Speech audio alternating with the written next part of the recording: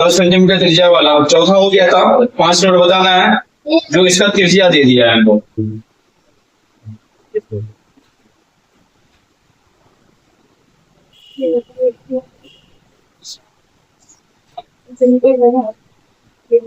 प्रश्नावली 13.12.2 इसका 5वां सवाल।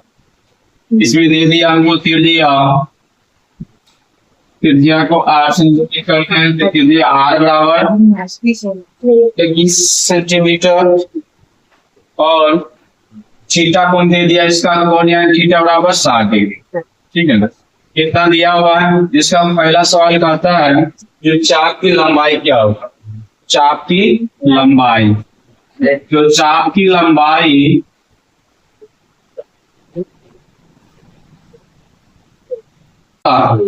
थीटा बटे 360 गुने 2 पाई आर होता है। 2 पाई आर जिसे गोला बनाएंगे। ठीक है, इसे मानो बीच में केंद्र लिए।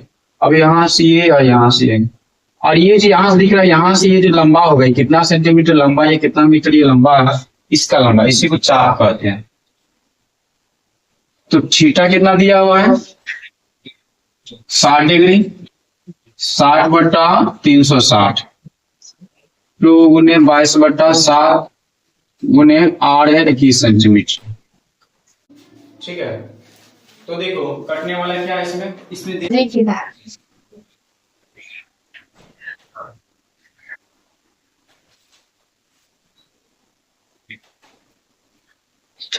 काटेंगे किसे 6 36 6 बार में कट गया, 21 2 3 6 3 3 कट गया, 2 2 कट गया, क्या बचा यहाँ से 22। मतलब इसको क्या है, चाप की लंबाई 22 आ गया। ये जी यहाँ से यहाँ तक कितना होगा 21 सेंटीमीटर त्रिज्या लिख लो।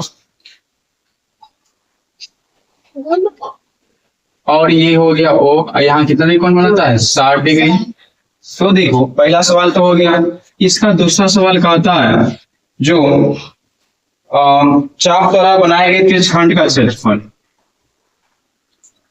चाप द्वारा बनाए गए त्रिज्यखंड का क्षेत्रफल, बनाए गए त्रिज्यखंड का क्षेत्रफल, त्रिज्यखंड का क्षेत्रफल।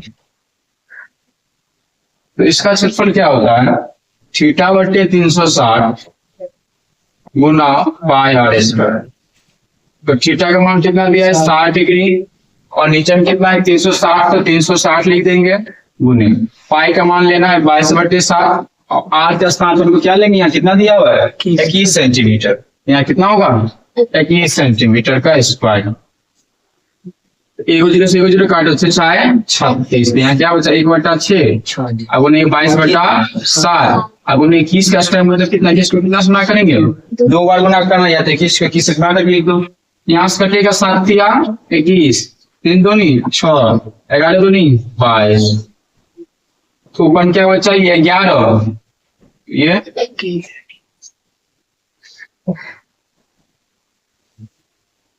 काटेंगे 11 का निकाले तो 1 फासले का बचा 11 से 23 231 सेंटीमीटर स्क्वायर हमको ये आ गया। अब तीसरा सवाल है, तीसरा का था इसका जो संगत जीवा द्वारा बनाए गए वृत्तखंड का क्षेत्रफल। संगत जीवा द्वारा बनाए गए वृत्तखंड का क्षेत्रफल,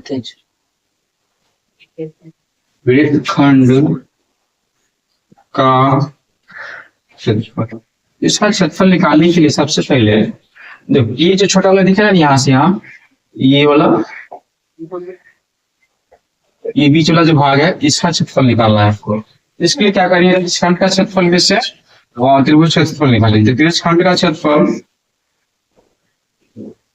त्रिज्यखंड का क्षेत्रफल माइनस त्रिभुज का क्षेत्रफल, समबाहु त्रिभुज, समबाहु त्रिभुज का क्षेत्रफल।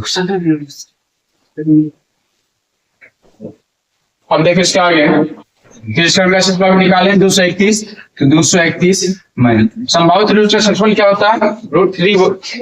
रूट अंदर 3/4 गुने भुजा स्क्वायर। भुजा स्क्वायर देखो यहाँ पे 60 डिग्री, अभी दोनों भुजा बराबर है, ये कोण भी बराबर हो जाएगा। त्रिभुज के तीनों कोणों की कितना होता है? 180 डिग्री। तो ये 60 है, तो 180 में 60 जाएगा, कितना बचेगा? 120। 120 का आधा करेंगे कितना बचेगा? ये भी 60।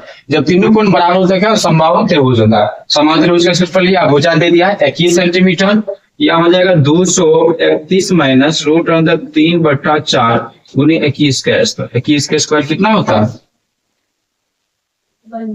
21 का स्क्वायर यहाँ लिख देते हैं 231 माइनस रूट अंदर 3/4, 21 का स्क्वायर होता है 441। इसको पहले ले आते हैं, तो 231 माइनस 441 रूट अंदर 3/4 सेंटीमीटर स्क्वायर।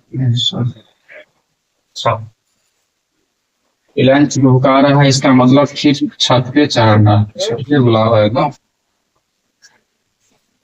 सामने चल रहा है ना, क्या गिरा है?